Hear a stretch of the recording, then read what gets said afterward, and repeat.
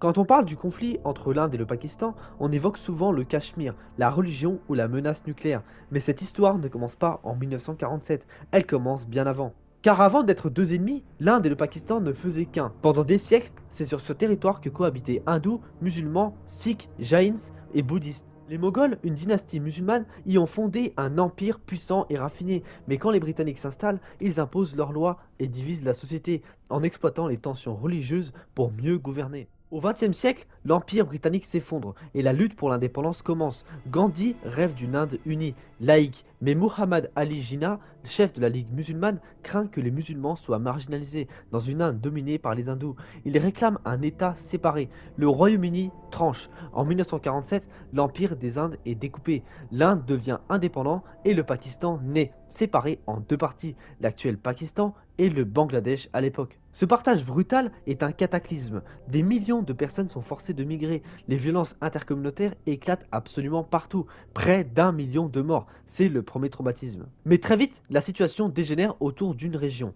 le Cachemire, à majorité musulmane, mais dirigé par un prince hindou. Le Cachemire hésite. Il finit par rejoindre l'Inde. Le Pakistan, furieux, envoie des combattants. C'est la première guerre indo-pakistanaise, de 1947 à 1949. Elle se termine par un cessez-le-feu imposé par l'ONU et une ligne de contrôle, mais pas de traité de paix. Le Cachemire reste divisé et revendiqué par les deux camps.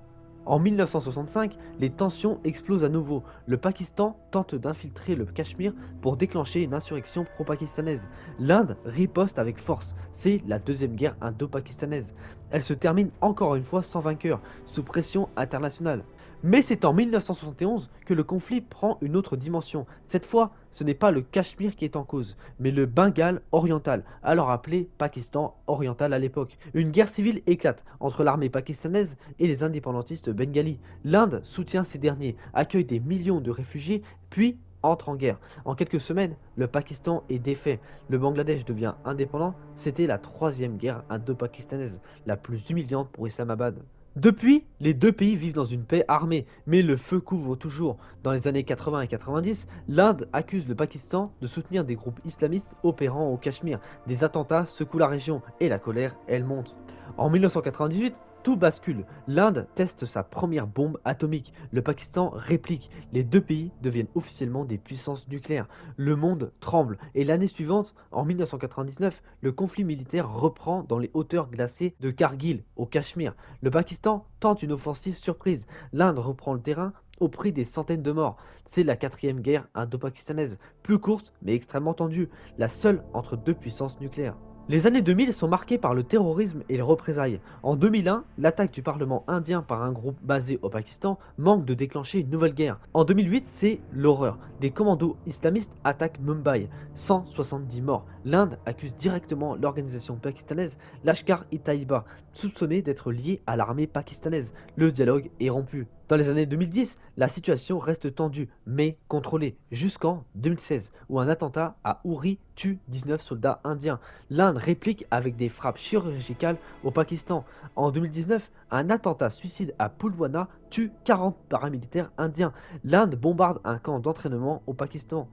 Le Pakistan capture un pilote indien. L'escalade semble incontrôlable, mais la diplomatie calme le jeu. Et puis, un tournant historique survient. En août 2019, l'Inde révoque l'autonomie du Cachemire. Le Pakistan hurle à la provocation. La région est mise sous couvre-feu, coupée du monde. Les tensions remontent. Mais malgré tout, pas de guerre directe, seulement une guerre d'usure, de propagande et d'espionnage. Mais nous n'avons pas parlé du détail le plus important. Le fleuve Indus et ses affluents sont essentiels à l'agriculture, à l'énergie et à la vie quotidienne du Pakistan. Environ 90% des cultures pakistanaises dépendent de ce système fluvial et plus de 80% de l'eau douce du pays provient de ces rivières. Le traité des eaux de l'Indus en 1960, négocié avec l'aide de la Banque mondiale, attribue à l'Inde l'usage des rivières orientales et au Pakistan celui des rivières occidentales, tout en permettant à l'Inde un usage limité pour la production d'énergie et l'irrigation. Étant donné que l'Indus prend sa source au Cachemire, vous comprenez rapidement l'importance de cette région. Mais le 22 avril 2025, une attaque terroriste à Pahalgam au Cachemire, attribuée par l'Inde à des groupes basés au Pakistan, a entraîné une escalade rapide. En réponse, l'Inde a suspendu le traité des eaux de l'Indus, une première historique. Elle a ensuite libéré de l'eau du barrage d'Uri dans la rivière Jhelum, provoquant des inondations au Pakistan, et réduit le débit de la rivière Chenab en fermant le barrage de Baglia. La crise de 2025 démontre que l'eau, au-delà d'une ressource vitale, peut devenir un instrument de pression stratégique. La suspension du traité des eaux de l'Indus par l'Inde marque un tournant, transformant un conflit de coopération en un outil de confrontation. Donc voilà, j'espère que cette courte vidéo vous aura plu. J'ai trouvé cela essentiel de parler de ce conflit qui est aujourd'hui à son plus haut niveau de tension.